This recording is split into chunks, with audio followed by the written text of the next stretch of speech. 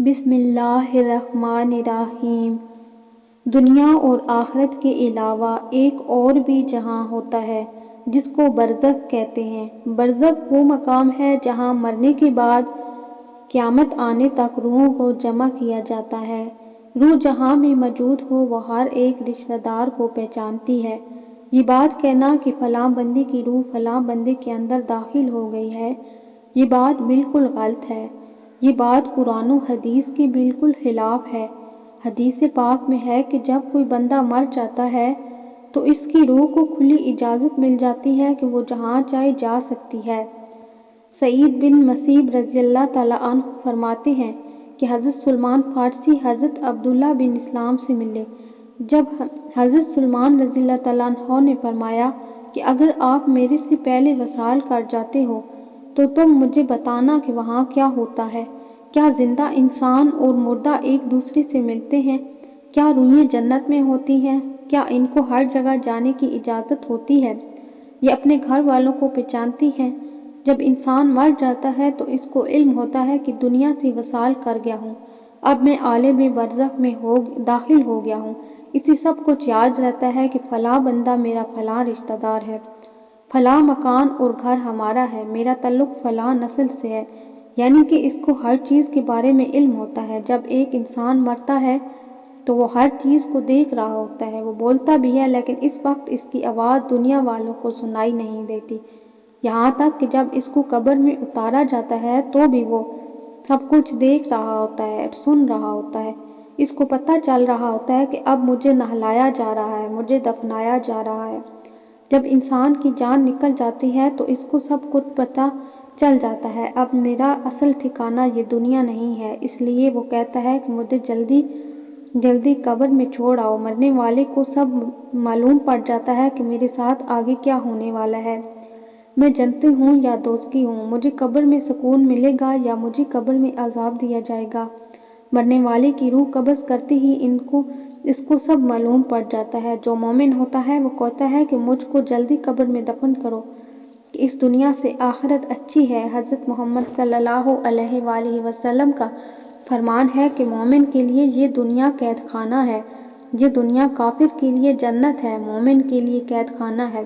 جو بندہ گنہگار ہوتا ہے، جس نے دنیا میں بہت برے کام کیے ہوتے ہیں، جو دوزخی ہوتا ہے، جب اس کی موت ہوتی ہے تو جب اس کو قبر میں دفنانے کے لیے جا رہے ہوتے ہیں تو وہ چیخ چیخ کر پکار رہا ہوتا ہے کہ مجھے قبر کی طرف کیوں لے کر جا رہے ہو۔ گنہگار شخص اپنی فیملی کو کہتا ہے کہ میں نے ساری زندگی تمہارے لیے دن رات کر کے رزق کمایا، ہر انسان سے جھوٹ سچ بول کر میں نے تمہارے لیے اتنا مال اکٹھا کیا، اب تم مجھے کہاں لے جا رہے ہو، مجھے بند کوٹری میں کیوں ڈال رہے ہو۔ وہ پریشان ہو رہا ہوتا ہے، اپنی زبان سے کچھ کہہ رہا ہوتا ہے لیکن اس کی آواز دنیا والوں کو سنائی نہیں دیتی۔ اس گنہگار کو پتہ چل جاتا ہے کہ میں مر گیا ہوں، مجھے قبر میں داخل کر دیا گیا ہے۔ اس کو اپنے سب رشتہ داروں کے بارے میں علم ہوتا ہے۔ جب کوئی قبر پر آتا ہے تو روح کو سب کچھ پتہ ہوتا ہے کہ قبر پر میرا کون سا رشتہ دار آیا ہے۔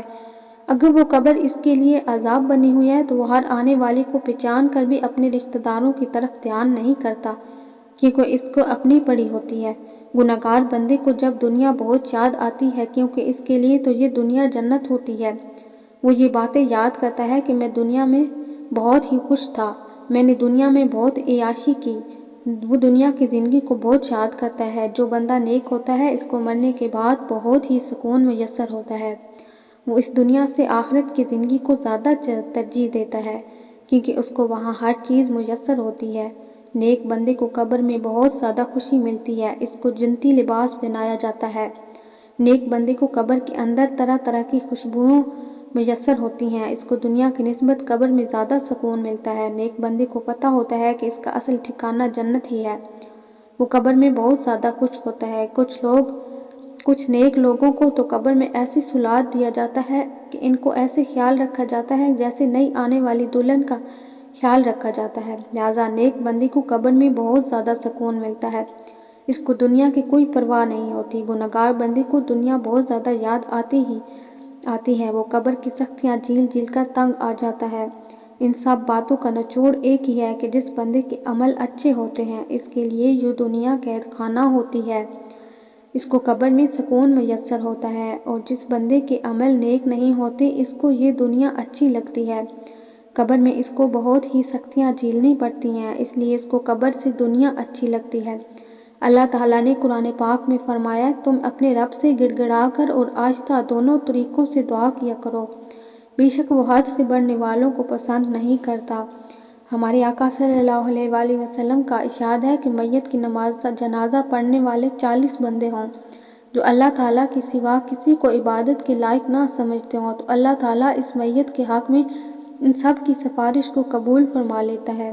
دوسری روایت میں ہے کہ حضرت محمد صلی اللہ علیہ وآلہ وسلم نے فرمایا کہ مرنے والے کی نماز جنازہ میں 100 بندے شامل ہوں، وہ اس بندے کے لیے اس کی مغفرت کی دعا اللہ تعالیٰ سے مانگے تو اللہ اس میت کے حق میں ان سب کی دعا کو قبول فرما لیتا ہے۔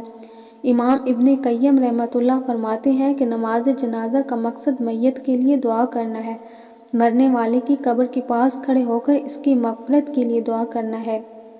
حضرت عثمان بن عفان رضی اللہ تعالیٰ عنہ فرماتے ہیں کہ ہمارے آقا صلی اللہ علیہ وآلہ وسلم مردے کو دفنانے کے بعد اس کی قبر پر کھڑے ہو کر فرماتے تھے کہ اس بھائی کے لیے مغفرت کی دعا کرو کہ اللہ تعالیٰ اس کے لیے قبر کی مشکلات آسان فرما دے، کیونکہ ابھی اس سے یہ سوال کیے جائیں گے کہ اللہ تعالیٰ سے دعا ہے کہ اللہ تعالیٰ ہم